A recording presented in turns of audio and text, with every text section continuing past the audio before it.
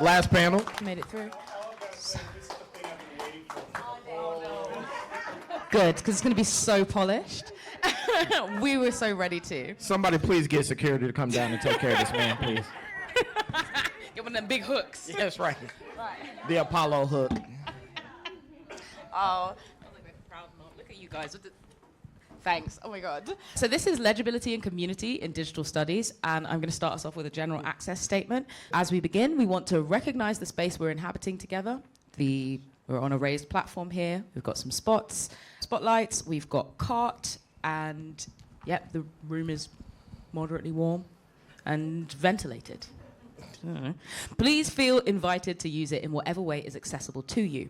For example, you might want to move around, stand up, lie down, put your feet up, go out and come back in. Stim, engage with another person by writing notes, tweet, tweet, fine, whatever. Take notes or any other use of this space that feels right to you. As junior scholars, the Digital Inquiry, Speculation, Collaboration, and Optimism Network postdoctoral fellows faced unique challenges negotiating the tensions of being legible for academic employment and serving digital studies projects that foster collaboration and community.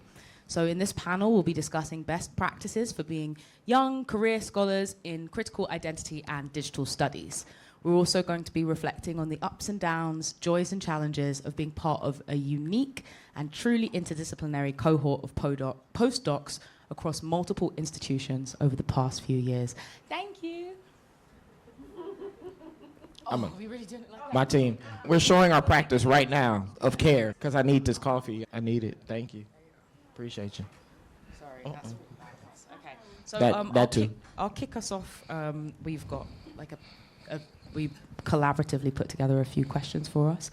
Do we want to kick this off with introduction? You've seen us all in various permutations of different panels, so I don't think we really need to do much in the way of introduction. I do want to acknowledge our colleague who's not here. We affectionately call him our fearless leader, and he's so uncomfortable about that title, and we use it anyway. Jeff Nagy, who has been in many ways a conduit of information for us, particularly the off-site postdocs, and in a lot of ways a source of comfort and stability for many of us as we try to navigate what it meant to be in this project and our day-to-day what to do, and even taking some of our ideas that were one-offs and turning them into reality, and particularly around us coming and being in physical community with each other as those ideas were forming. They were just ideas at that moment, and it was really Jeff that went and did a lot of that labor for us, so we appreciate him. And shout out if he's watching. Shout out to Jeff. Thank you, yeah.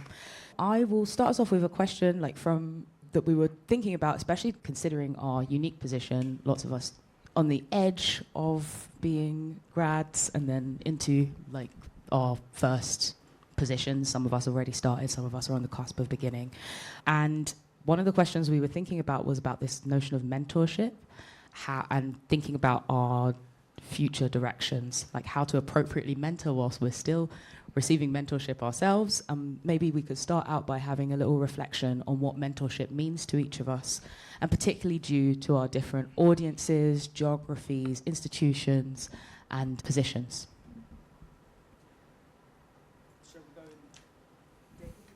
Oh, I can certainly begin. We all know that I'm terribly loquacious. I will try to remain as concise as possible. So for me, I am in a position to be the postdoc for the Digital Accessible Futures Lab, which is perhaps most strongly emphasizes disability and disabled joy, along with questions of race, gender, sexuality, all of the intersectional messiness that we love. But personally, for me, the most generative experiences that I have had as a postdoc has been those opportunities where I can mentor up-and-coming undergraduates, graduate students, and things of that nature, or people of that nature. People are not things, people are people. But ultimately, for me, mentoring is absolutely essential, because sometimes all you need is the permission and the model to do a thing in order to feel confident enough to do that. And so one of the things that this postdoc and this network has provided, and I think very strongly in my case, is as a model of speculative design, a model of doing things differently, a model that embraces both practice and theory in my particular case. And of course, we all have different experiences based on our institutions, based on our career goals, based on how we see our work. Of course, one of the ongoing arguments that I have with nearly everyone in this group is that I would argue that we are all interdisciplinary. Different people are going to have different responses to that. However, the point for me is that to go back to the question of mentorship, you cannot even begin to do the research often if you do not feel safe enough to have a model and supported enough to do that kind of work. And again, granted, we are in an incredibly gifted position where we are very well funded and we have the capacity to do strange and weird and stupid things that are nonetheless important on a pop cultural, political, and economic register. And so I will stop talking now and let others take up that question. As I think about my experience, one of the things that is a little bit unique about me is that I am about the same age as the people who mentor me. And so even though I'm a junior scholar, I'm a Gen Xer, very firmly. And I was in academia and I was not in academia, so I have a perspective of working life and academic life. And so my perspective in those arenas gives me a balanced approach in how I approach people who are in graduate school, still doing their graduate or undergraduate studies, because a lot of times I'm like, it's cool. You're going to be all right, because there's a lot of anxiety, and I feel the younger folks are, the more anxiety they have, and the more I'm going, this shit don't matter. You know what I'm saying? And so that's the approach that I have, even though I'm a person with high anxiety. And also I'm looking to people who are my mentors going, I don't know what to do, please help me. Somebody tell me what to do, please. So I'm both in these two lanes, in these two positions where I'm wanting, I need a oracle desperately, but also as somebody who's going, it's fine. Like, just write it and you'll be all right. And I very much enjoy pointing people towards folks that will help them and help them see where they want to go in the best way.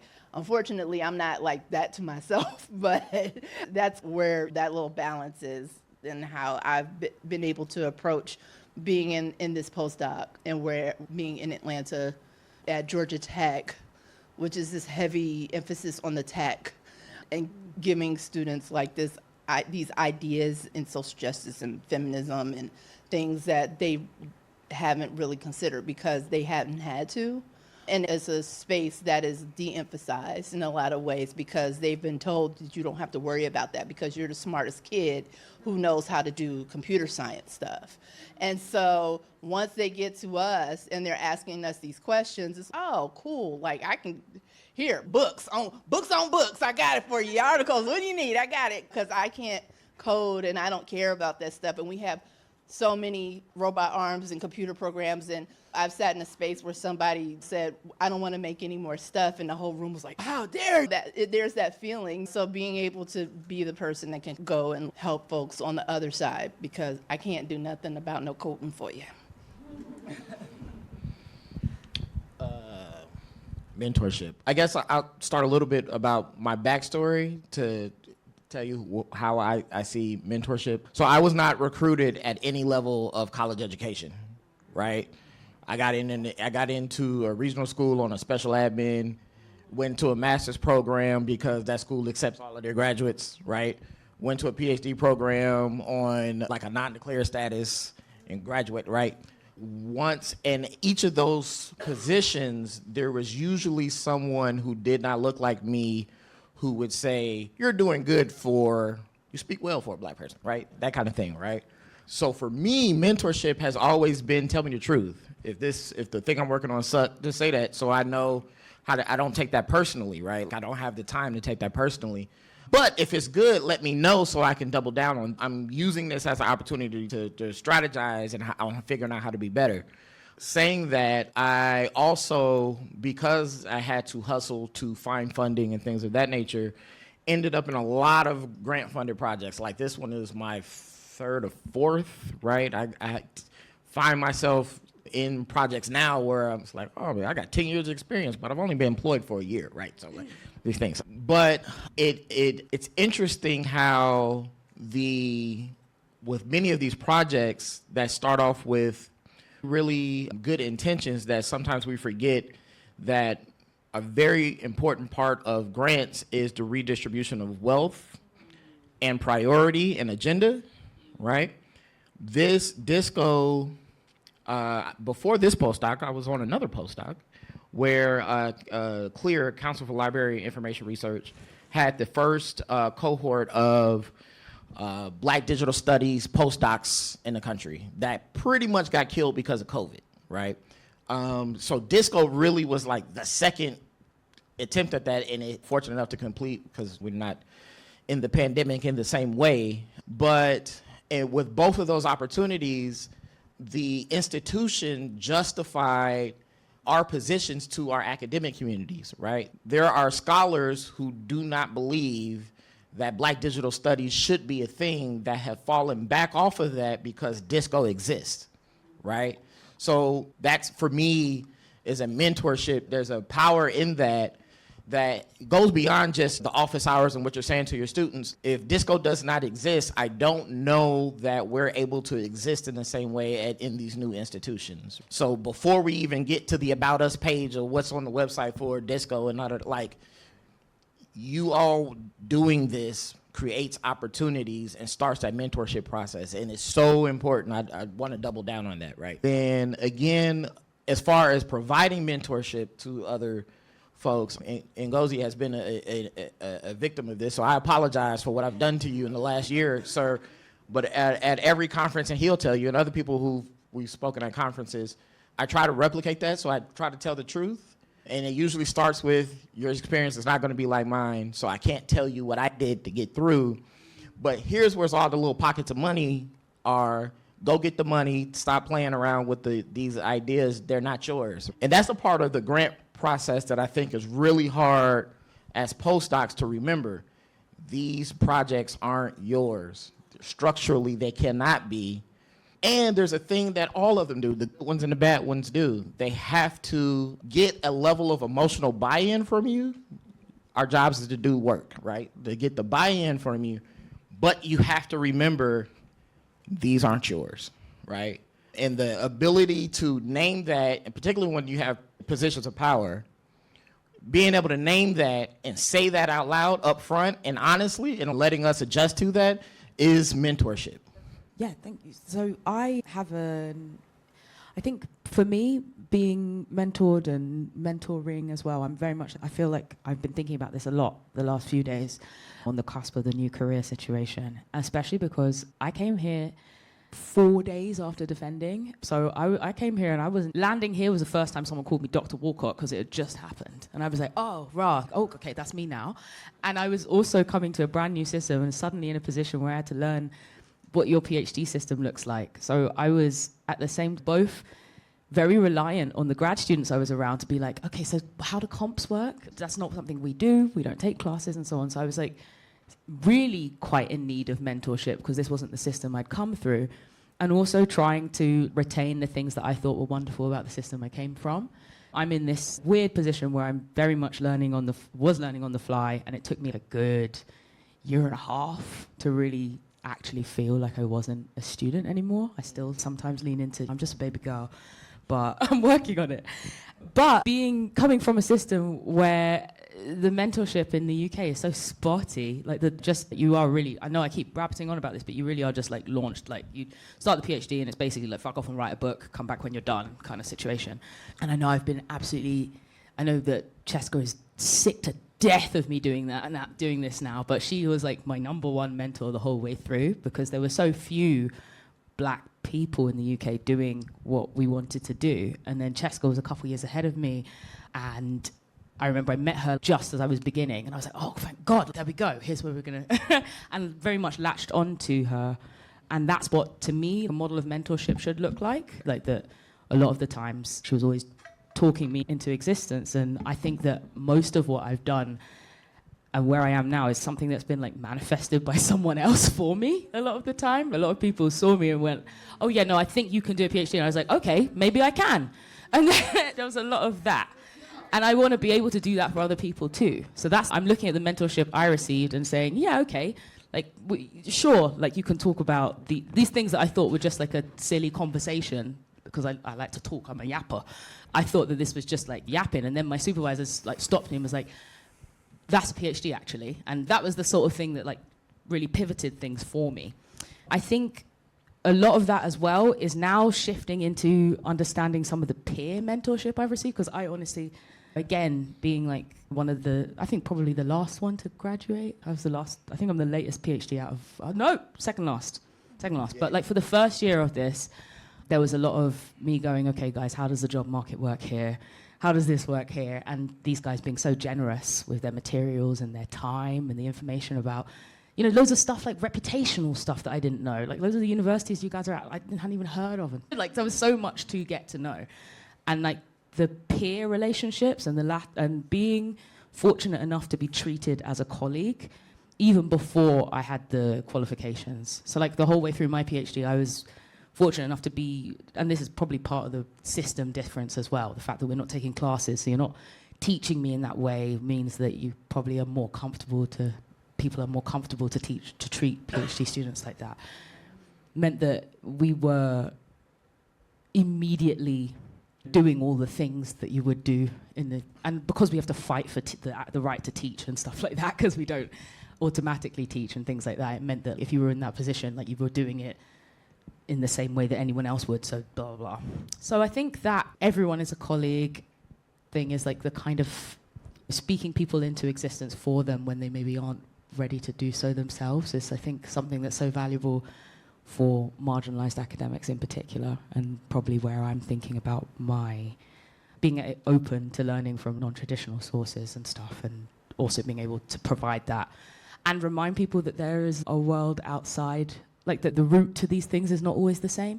Like my route into academia was ridiculous. Like the things that I did that only make sense altogether, now I'm looking back on them. And I think there's so much that you do because, oh, this might be a CV filler, but I don't know how it works. And now I'm like, okay, it all works now.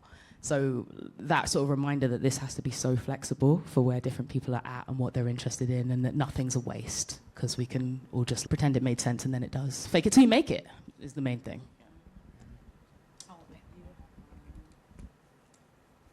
Does this work? Hello? It is? It is? Oh, okay, sorry. Okay, I've been trying to gather my thoughts because I realize that with a lot of these questions that I know you can't see all, but we have a list of questions that we've written up, and I think my mind is instantly jumping to professionalization in the job market, and I hate that my mind is doing that, but that's also what 3 years of the job market will do to you. And so I think as I'm reflecting on mentorship, I'm actually thinking a lot about what I've learned by being part of Disco and seeing forms of mentorship that I didn't even know were a thing. And so I think some of the things that I observed are maybe not new to many of people in the audience. I would say, and this is not me trying to dunk on my PhD program. I loved the program. I loved my mentors. But it's a very white department that kind of continue to sell the idea of meritocracy. We got a great deal of professionalization, but it was really about finesse that cover letter. Based on your cover letter and your project, that will be the thing that people are looking at. And I continue to find frustration that it was obviously not the case. I feel naive that I even thought that it could possibly be, but I was always actually told that it was a bad idea to do any kind of networking, or that it could actually be detrimental, or if you ask your committee member to talk to somebody, another institution, that's actually something you should avoid at all costs. You want to avoid anything that looks like nepotism.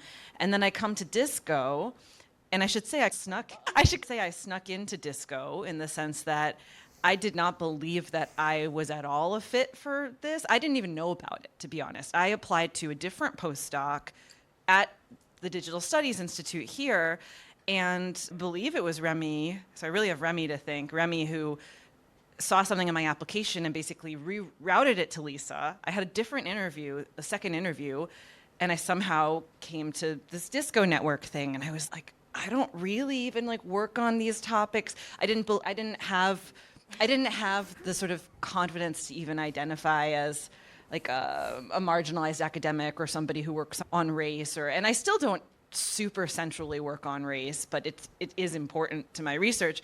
Anyways, all this is to say that I came in with this cohort of, right, largely academics of color or people who are marginalized in some way, and then watching and learning about the experience of mentorship that they've received, including, you know, really finding moments of solidarity with their mentors, collaboration, being on panels.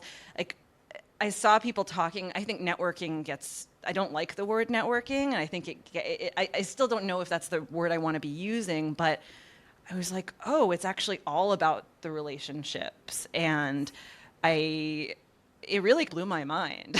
And I remember I've still talked to my colleagues from grad school, almost all of whom are white, but they're just like, oh, I didn't know you could do that. And so I think, I don't know, when I think about how I will be as a mentor going forward, I know one of the things we are going to talk about is the kind of service trap that marginalized academics are often in, especially women of color, expected to do so much more kind of mentor and care work.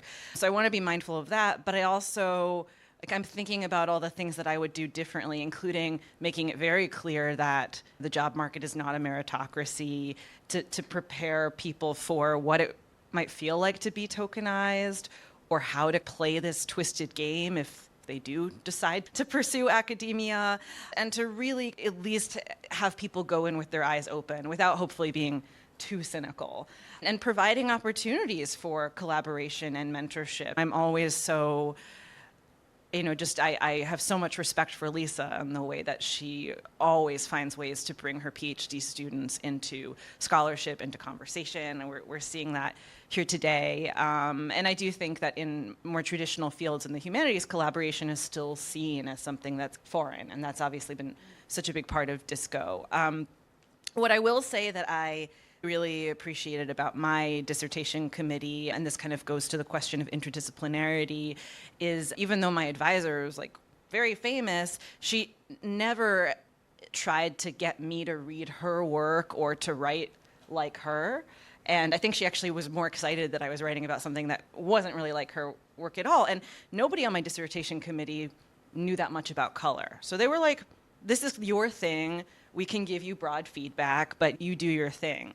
And I think it's so important, is not to have your students be clones of yourselves, but to learn from them and to learn from the things that they're pursuing, and you can guide them with the critical frameworks or the tools.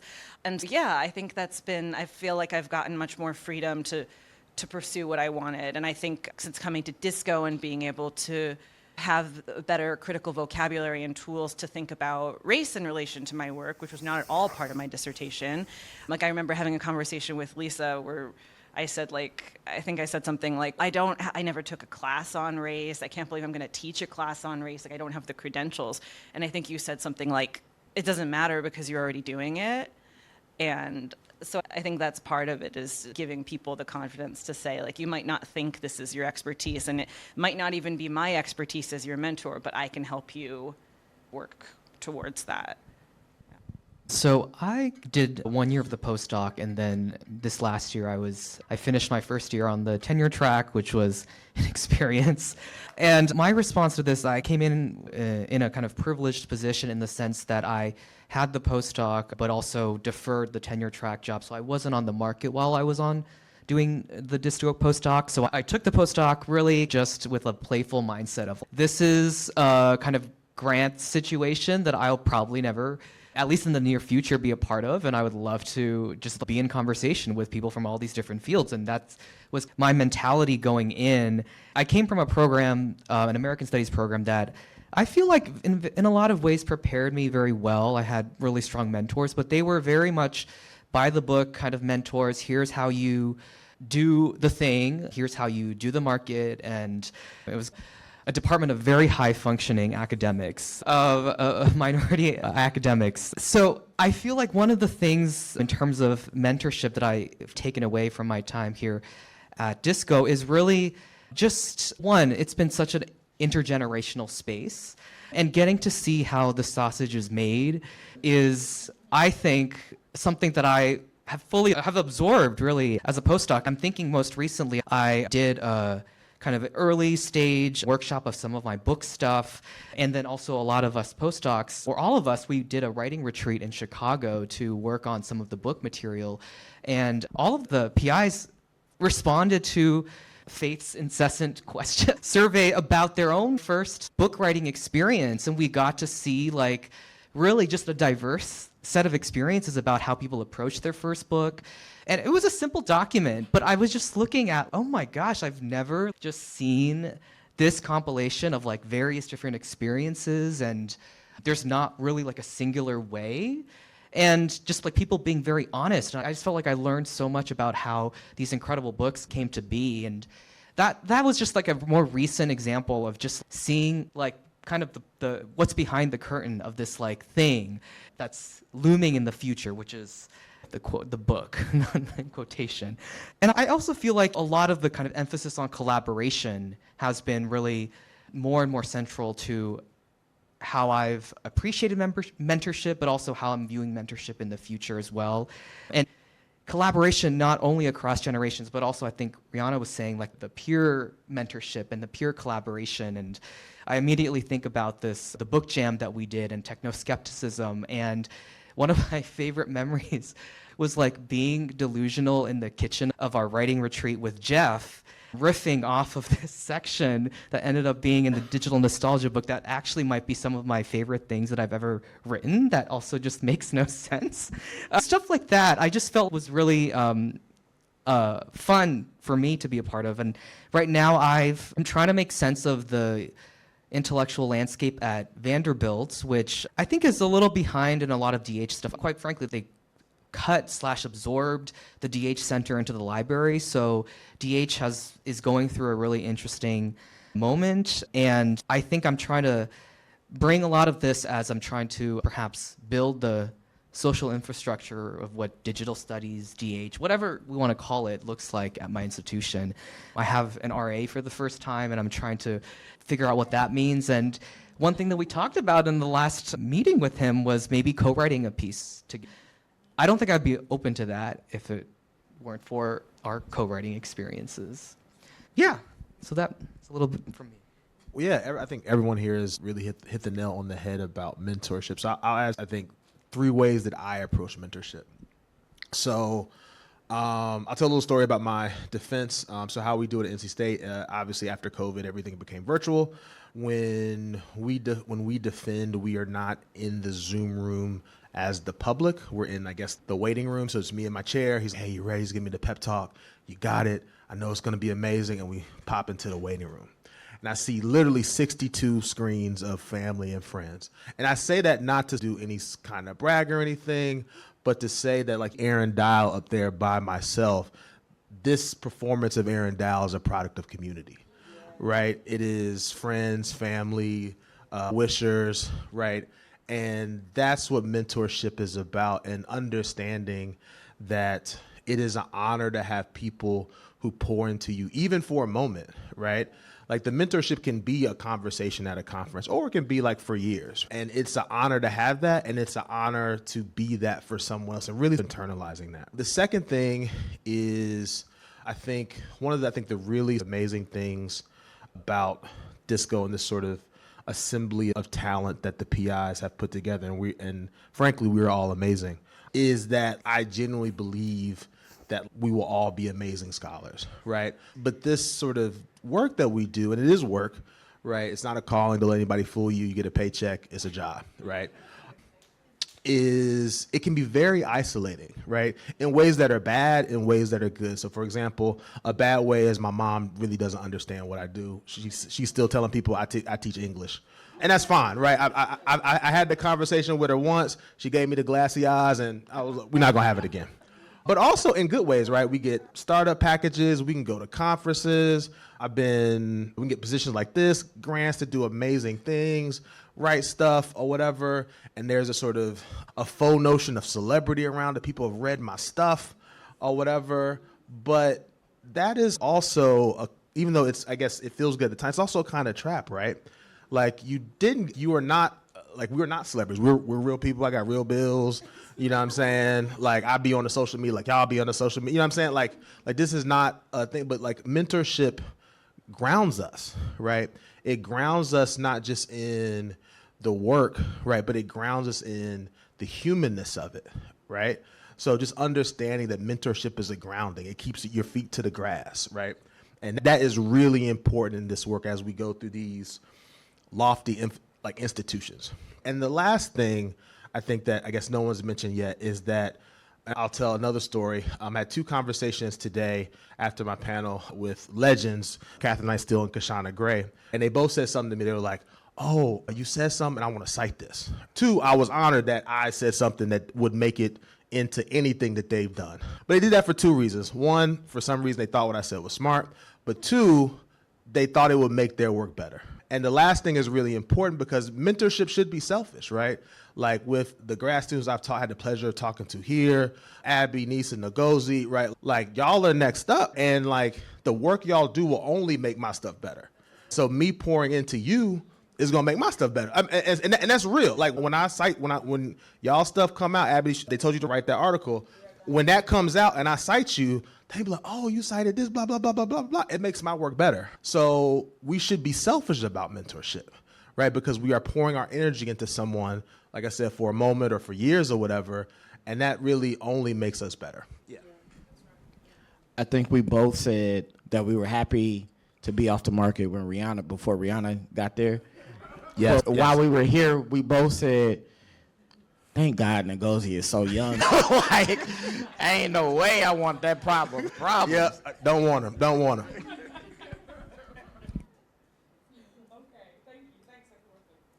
Wow, I think our next grounding connective thing for us was to talk about this as a DH project and thinking about institutional legibility. A lot of us have touched on this, particularly Kevin talking about the big grant thing. This, I think, is a really nice moment for us to reflect on that. I also want to, if anything comes up, I actually want you guys to speak to us and ask us anything as you go. I'd like to not do the Q&A at the end and we can respond. Yeah? Why not? Ask us anything. So you read it. But I'll start us off by also thinking about some of these things about the placing of a DH grant, the interdisciplinarity of DH, the sort of, is this service, is this teaching, is this research question? How do we make this legible to us? And then also, as you briefly mentioned before, the sustainability, the future of a DH project, like the current ability to get funding in this space versus like future abilities to get funding, and then also how we as academics, as people who are not PIs, who will one day be PIs, God willing, and everything, like how do we think about labor, and like how does the lifespan of a project work with the community of people involved in making the project happen? Sorry, that was a lot of things, but also, yeah, any questions as well?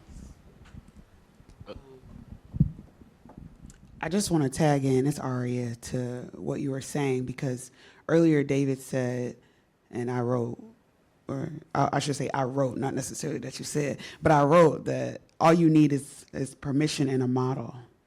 And I want to, as somebody who had people on my committee who didn't, at the time, it felt like didn't do what I did. And I felt like I spent a lot of energy, and I talked to somebody about this, but I spent a lot of energy just trying to network to find my people. Who are going to every single conference, losing my voice regularly, to just find my people and build my network and try, because whoever I thought I was trying to be didn't exist, right? So I just want to, perhaps in talking about institutional legibility, talking about legacy and how we do this work and mentor and teach other folks, I just want to say that many times what y'all are talking about, there is no model. There isn't somebody to say, hey, I just want to follow behind you.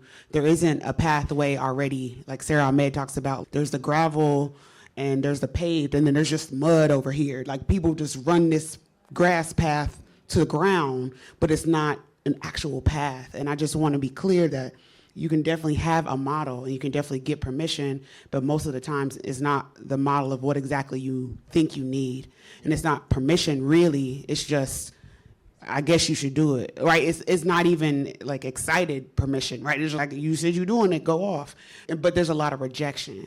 And I just want to, I think institutional legibility and mentorship, we need to sit with the fact that what we're talking about, especially as marginalized people in these institutions, doesn't fucking exist, right? And they purposefully don't exist. So what does it mean to take up space, to be legible, to get money from these grants, to do this work, and then to mentor people to do it too, when what we're talking about doesn't exist or there isn't a model to pull from? I just want to add that to the question that's on the table. Thank you. Some of that is one of the things that I have been spending a bit of time on, is trying to trace this history as it's developing of whatever we're calling Black digital studies, right?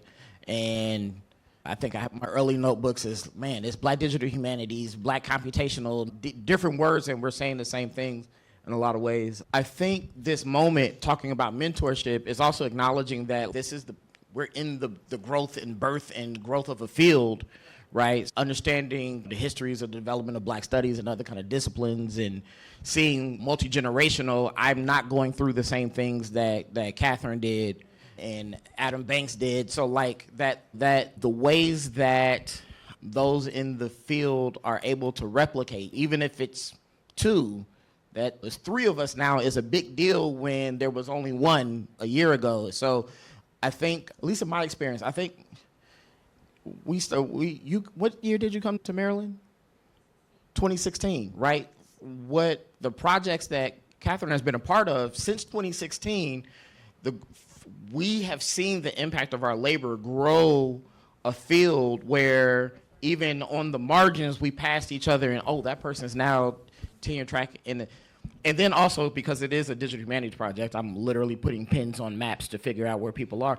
Black digital studies is still very coastal, right? It's West Coast, East Coast, and then the exception would be like Michigan and things of that place.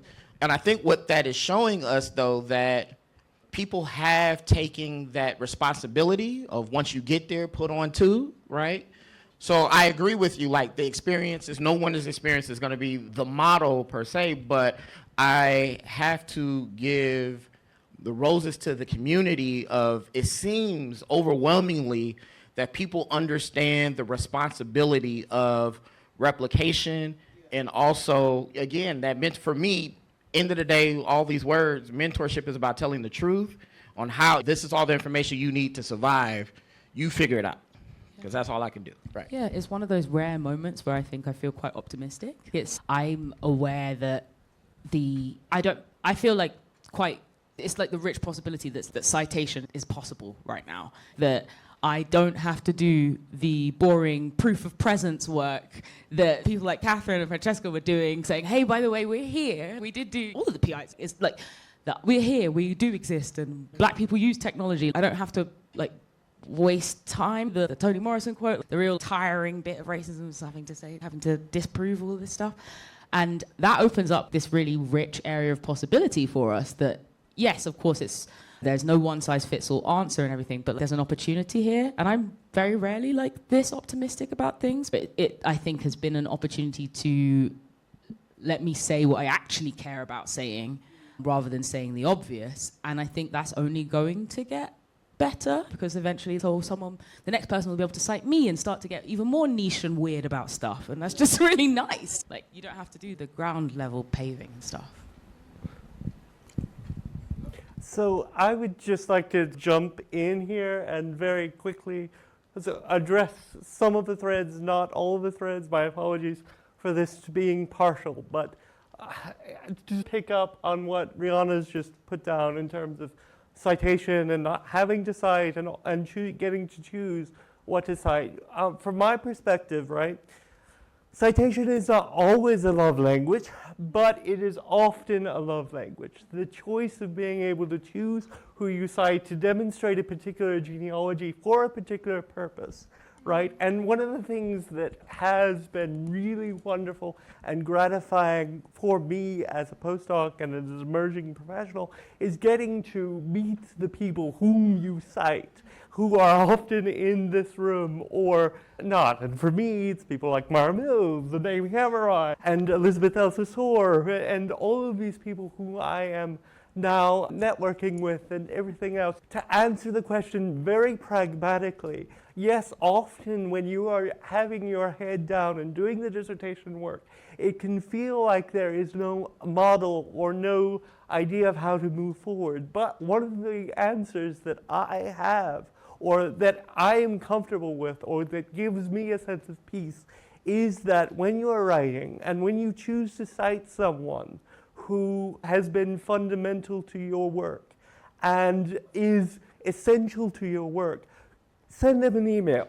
Let them know that you are citing them, because the reality is that is a way to, one, produce a network. That is a way to de-isolate our work from one another, and that is a way of making yourself legible, even if it is as a fan boy or girl or them or they. The point is that the only way that knowledge is reproduced is if we let one another know that we're citing one another, because there is no way to read thousands of works that emerge every single day. And so that is not a complete answer for how you make a model, but the reality is that sometimes, for particularly those of us who are in a marginalized position, you have to make your own networks of support. And in order to do that, it often is reaching out and saying, hello, I see you exist, I exist, you're fantastic, blah, blah, blah. And that is something that I have learned, both as a practice for myself and something that Remy also advocates for. I really like turning that sort of network from a digital and disparate thing into the human part, that, oh, I'm a person, not just a node here. Before you start, I just wanted to remind us of one part of this question as well, which was about the DH project and the interdisciplinarity aspect that I want us to make sure we're speaking to. Yeah, no, I think maybe my response is maybe starting to touch on this. Ari, I think what you said is right. I think maybe the word, obviously the word path, but maybe model maybe connotes a kind of like linearity to this, right? But I guess I would push back a bit, right? Because, so for example, I'm just meeting you at this conference, and I think you have already become, and I guess if model, I can't think of another word, if model's the wrong word, right? And simply by the fact that you're doing your thing, like you got the first book, the Buy Black book, and you have the Nicki Minaj book coming out, and I'm like, oh, that doesn't mean I can do your thing. That gives me the confidence to imagine my thing, right? And then if I have an issue, a problem, I can send you an email. Hey, all right, how'd you navigate this, that, and the third? And you can't give me the sort of advice for my specific institution, but you can give, oh, this is how I did it or whatever. Maybe your university got that. And I think that in the kind of work we do, that's gold, right? And then for the sort of, I guess, the sort of DH legibility part of it, I think this is really, a testament to DISCO, is that we have these sort of satellite labs, of course, but every lab is very different. So at the BCAT lab, the HAT lab that I work with Ray, they're very different labs, have very different work products or whatever. But what that showed me is that there's no one way to do this. And thinking about legibility as doing work that matters, and not thinking about legibility as being beholden to an institution. I don't necessarily need everyone at Colgate, for that matter, for example, to understand what I do. I've done good work, right? The field will understand what I do, and then if they don't get it, they'll get it later, or I'll get another job. And I've gotten one job, so that means I can get another one. But this goes back to the work. But I got that from you though, because you told me that yesterday, right? And that's the sort of reality for me, and the sort of the having folks and being in contact with folks like you all and these group of people up here. I am always empowered, right, to say, hey, like, I can do my work, and I can do it in a way that makes me feel good, that sort of makes me feel seen, and all the sort of ego stuff that comes with it, because we all have egos. But I can also do it in a way that is chasing institutional read white validation, right? Because that's the thing that is people like have people like in years and years of therapy and going down. I'm like that's not, we're not trying to do that. And so for me, legibility is about finding systems to allow you to do the work that you do, and the mentorship is a part of that. So I would say you are a model for me. But yeah. Ooh, child. Thinking about the institution that I was at, is that the D in DH was like, oh, we know that, and we're very antagonistic towards this H part, which is, I think, a little bit different for liberal arts institutions because the digital is very sexy, and, oh, I don't know a lot about it, but tell me more. I might not really do much to bring you to where you want to go, but I'm at least gonna play like I'm giving you ear service because it's sexy, versus being at the institution where I was at, which was like humanities. We're trying to defund the hell out of that. You know what I'm saying? It's all about STEM, baby. You know what I'm saying? As somebody who's trying to bring these conversations into what do these two things have to do with each other and why they're important, then that's kind of like the hard work of like legibility. And then one of the things that we were doing at the lab was bringing people in. We're at varying stages of the process of their work, which was helpful for students because you might have had a Sarah Florini who's written a book or whatever, who's talking about a very new work and wrapping ideas of federation from a blue sky or whatever, from that technical aspect, but then also considering it in a political, like we really went from like this idea of this list, this social media kind of site, to like thinking of a grand idea of what does this mean, this federation, and thinking about this federated idea as we're in this political moment where these federated groups are like trying to impose their ideals onto this political process that we're in. So it's wrapping these like ideas in up because they don't really exist in segmented ways, right? We're not like floating in the digital space, and we're not like getting affected by the politics of it stuff. Even the things that people think that they're doing that is new and sexy or whatever, and we're not affected by this other stuff, which is something that tech likes to do, right? They like to say that this is objective and we're separate from all this emotional turmoil stuff. We're just doing tech. And that's where the humanities part and the legibility towards different people come in, and how that at least helps. But then like on the liberal arts side, that there's just things that they might not be prepared to fully wrap their arms around because it's too abstract or it feels scary or whatever, or even like it's surveillance or whatever, these different ideals around tech that could be true or not true or both at the same time, and thinking about these things and trying to get them legible in a different way. Could I just add? So I think this is interesting because I think my institutional experience has maybe been the polar opposite, in the sense that it's all about the H. And I think in some ways I am a bit of an old school humanist in the sense like, I don't know that I'll ever have a lab. I want to write paper books and things like that. But I think it's also maybe important to mention that the whole idea of digital humanities is a really contested term, and that even between some of us, we don't necessarily agree on what that means. David will fight me on this when I say that I don't do digital humanities. He's, what do you mean? Yes, you do. And I'm very aware that I have certain biases towards a very early moment. Like I cannot get Franco Moretti and distant reading out of my head because I came from a lit background, and actually Slavic specifically, and it was like mapping character networks and Dostoevsky. And of course, I think very few, probably none of us here are doing that. But I think there's so many different ways to think about DH, and some of them are like using computational methods to look at artworks or literature.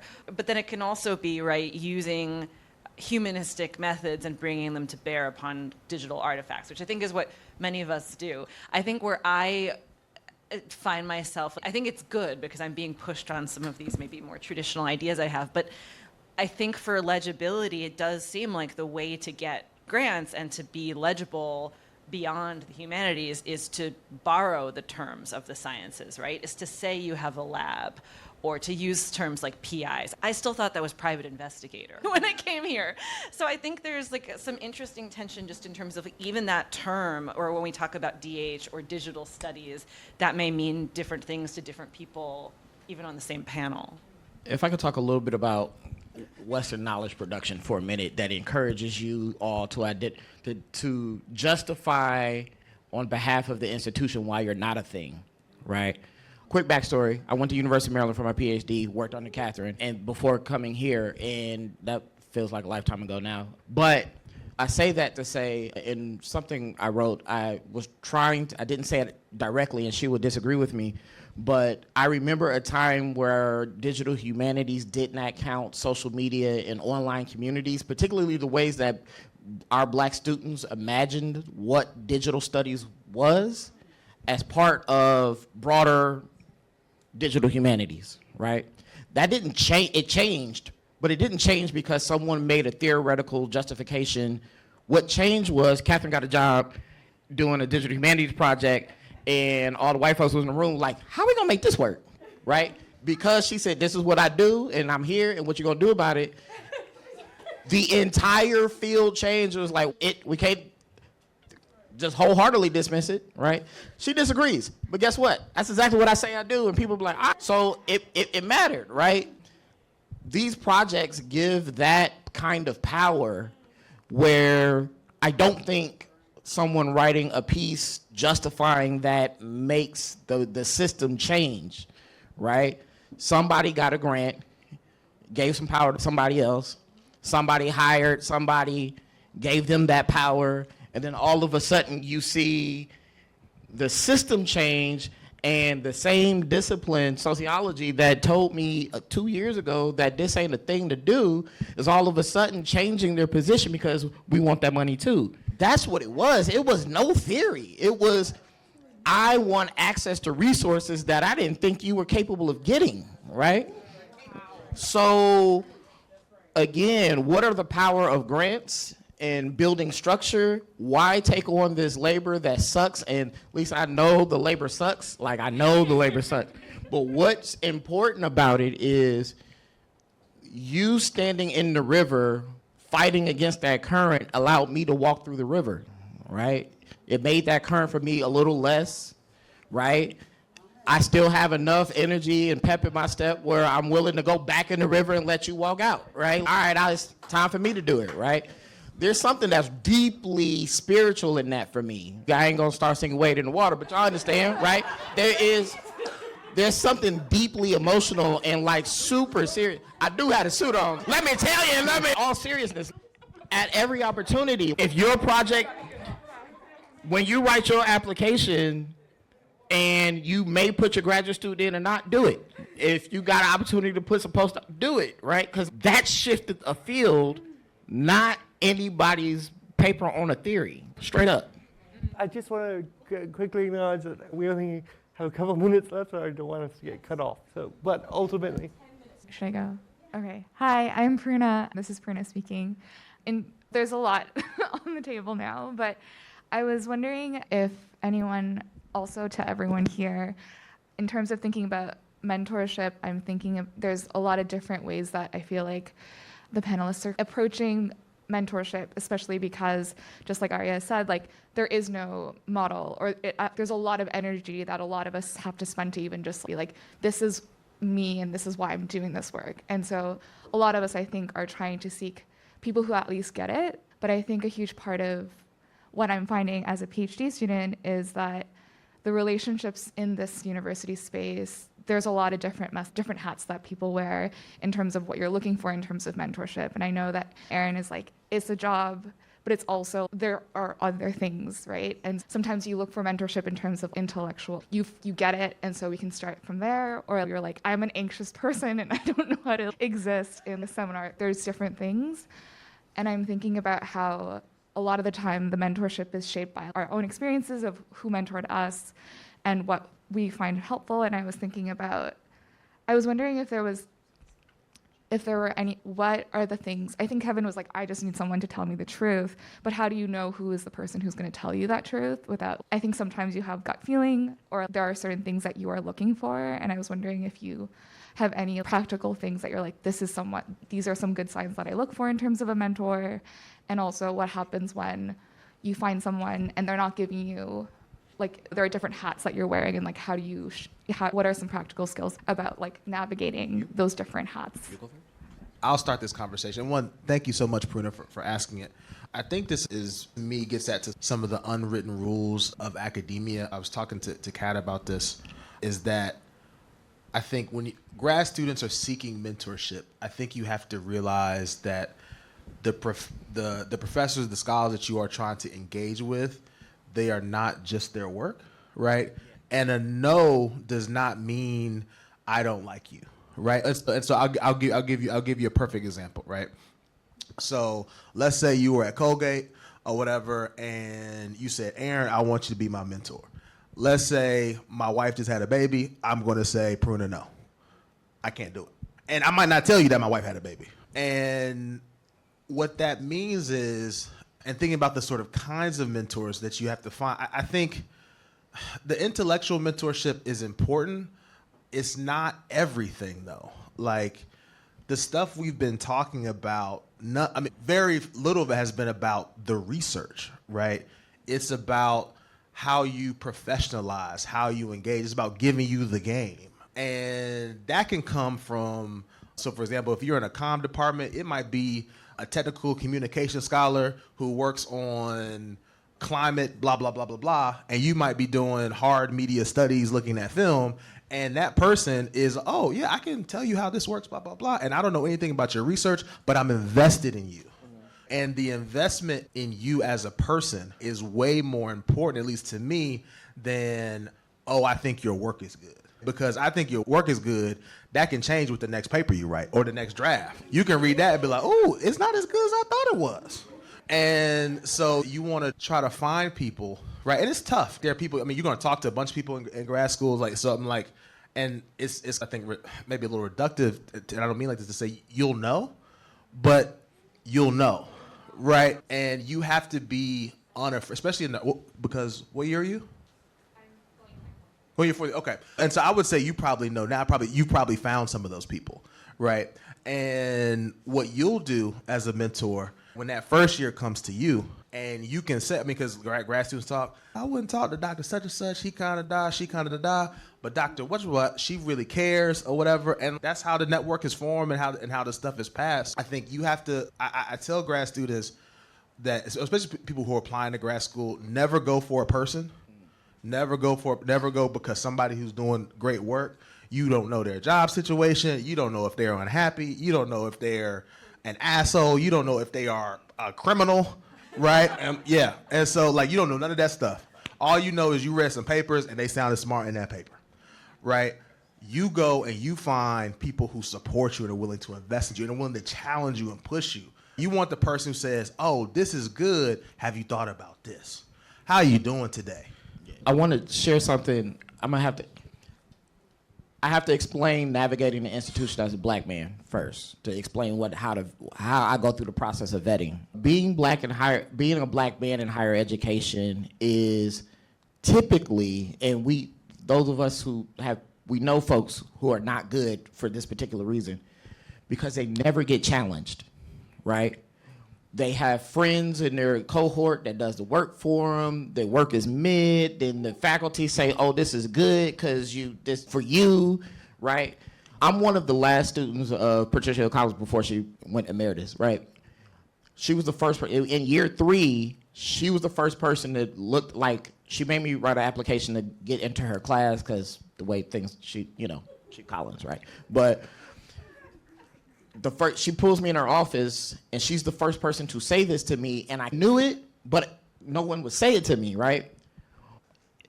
You smart, but I don't know that you can read and write. I'm gonna fix it though, right? Right? The problem was I was in year 3 of my PhD program, and I know it, right? Like I know what I'm reading, and I know what I'm writing, and it don't look like that, and I'm trying to figure out how to get there, but everybody else is saying it's cool, so okay. She was the first person who was like, nah, this is trash. But I also in a place, and this is where I argue with Ray. I argue with Ray all the time because that's what I do. But we already established it, that's the moment I trusted her, right? Because it wasn't like, this is trash, get out, you don't deserve to be in my class. It was, this trash, you coming in, now I'm giving you the stamp to come in my class, right? Now I'm going to put you through it to be a better scholar on the way out. And to this day, I still haven't, she sent me a text message right now, I have to show it to somebody else and have them read it to me because I got that much anxiety around. But at no point, there's not a single word that she says to me that is not about making me better as a thinker, right? That's the friction, right? Catherine has said, my work is trash. This is where you need to make it better. And I love her for it, right? She holds out the A when she says trash. So in that vetting, I would say we're all sensitive about our work, but you're looking for the person that's pushing you to make you better. Now, what does pushing look like? Show me where the holes are. Show me how to, don't tell me the answer, but show me that pathway. And for so many black male scholars, they'll either get the pass or somebody will do the work for them. Hello, this is Charisse in the back. Hi. It's my time to ask a question. Okay, so I just know throughout the whole day, y'all been talking a lot about infrastructure and funding and friction, just like these, I feel like these keywords just keep coming up throughout the day and like how those kind of get this project and all these amazing people in this room right now, which is like so exciting. But I'm curious because you're talking about like how different it is for this model to be in the humanities compared to, for example, the sciences. I personally come from a social science kind of background, which is interesting being with this group because it's so different. And I'm curious because compared to other projects I've worked on in which kind of the structure is set up to be like, you get these grants, you get the funding, we make a collaborative project, we do a study, we publish it, and we keep doing it, rinse and repeat all over again. But Disco is really unique because in comparison, we have such a huge number of staff, like also, here working on this project, like we have 12 staff members here. So I'm just curious, like you mentioned like friction and like how Disco, I feel like that kind of represents that is we're trying to merge these models and make the humanities more collaborative, but also that also required a bunch of staff labor as well, which I think maybe I don't know how grant funding necessarily works, I wasn't part of that. But just like also accounting for that in that we're trying to make that model work, but yet it also requires maybe a little more staff labor than maybe what people might expect. So I'm just curious if y'all can talk a little about that. That was really long, sorry. I can perhaps, which is to say that, so that is one of the frictions of this Scranton period. It's not just that it's a large staff, but that there has been a lot of staff churn. And we obviously support people moving on to better positions and building out the network in that way. But that is, I think, part of what it, at least coming from my perspective as someone who is a postdoc for lab and is also a co-PI for Mozilla and so has worked with multiple staff and multiple positions, that often it requires you to come in with a degree of intellectual generosity that can feel uncomfortable, but is absolutely necessary. And sometimes there will be miscommunication, and it's absolutely important to be upfront and honest, which is hard and difficult, and to a great degree, the academy is not built for honesty or for vulnerability. But I'm lucky in the sense that it's one of the things that DAF Lab has tried to model. Sometimes successfully, sometimes less than successfully. But the reality is that when we're talking about infrastructure, as we just were, we do have to acknowledge the human infrastructure that allows for things to get done and that staff has not always acknowledged. We try our best, I think, to acknowledge the staff here at Disco. Sometimes we fail. Sometimes it is uncomfortable, but you have to lean into that discomfort and you have to be willing to have hard conversation. And I would hope that anyone here who wants to have a hard conversation feels safe and comfortable enough to have that. Because there's multiple layers here. Because you also have to think about power dynamics and things of that nature. Anyway. I think you got last word. Okay. No, okay, I got it. No, I would say part of telling those true truths, something I learned from my grandmother and something that I've seen over and over in grant projects is that we don't tell the truth about how community happens. We don't, right? And academics are especially bad about it, right? Everybody comes in with the idea, we should just do the thing, but I have a 9 to 5, I don't have the time to do that, I might have kids on top. Where am I supposed to be, right? And it's so much of it is somebody has an idea that you should do with the thing, right? And we know that story, right? We are really bad at it, right? Aaron and I had an idea because it was like, oh, we're going to put a proposal together for a writing retreat. We did that labor, and the whole application is, and we really hope that the admins is going to help us get the hotels and the thing, because I ain't got the time to do it, right? You all have created community for us in a way that is very familiar to how I've seen community happen in my own family. Community didn't happen because my entire family did their fair share of the work, right? My grandmother was in the kitchen with the wives of all of her sons because doing the work of putting the food together and applying the peer pressure on the ones that don't usually show up unless you guilt them into it, right? Community happens that way, and telling the true truth about it is community always happens that way, right? So if we know that and we acknowledge that in public, then we're obligated to, one, honor that, right? And also find ways to build the restorative aspects of that labor into the infrastructure. And a lot of projects that I've seen that they're ready to kill each other by the end, typically it's because at the beginning they undersold the resources was going to take care of the infrastructure, right? To get the grant. And by the end, no matter how much justice was said in the beginning of those documents, they didn't write the justice into taking care of the infrastructure, right? I just want to add one more thing real quick about staff, right? And this is for the grad students, right? I got my undergrad master's from HBCU, North Carolina Central University. Go Eagles. And one thing at HBCUs, for hopefully there are a few other HBCU grads in the room, is that we learn the importance of staff people, right?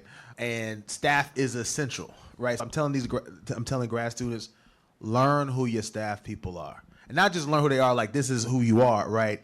Get to know them, right? Miss such and such, Mr. such and such. That is how the stuff happens, right? It is somebody who has sent an email on your behalf and they have said, Pruna needs a thing. Can we get the thing or whatever? And somebody says yes or no or maybe, and maybe the staff person is friendly with the person who said no. Hold on now, Pruna is very nice. And this stuff with Disco is not possible without this. So I think of, for example, it's been tons of, Sharice, you sent me tons of emails. I'm horrible about responding to emails. I'm so sorry. It's late. Sharice, we need you, Aaron. We need you to send a thing. Thank you. That's love and that's care. When Veronica responded to my emails about graphic design stuff, like that's love and that's care, right? And that's how we have to understand sort of the relationship, I think, between staff and faculty. It is not a sort of hierarchy, right? They do a different kind of intellectual labor. Yeah. It is still labor, right? And it's important, right? If the people you send it, the email is just not going in the ether. Right? If the people you send the email to, they not reading the email, it's the staff person. Hey, have you read this email? Ngozi's trying to get on your calendar, Dr. Such and Such. And then, oh, I don't know about Ngozi is awesome. You know what I'm saying? That's all I'll say. But yes, no, it is not a hierarchical. It's a symbiotic relationship. I really strong.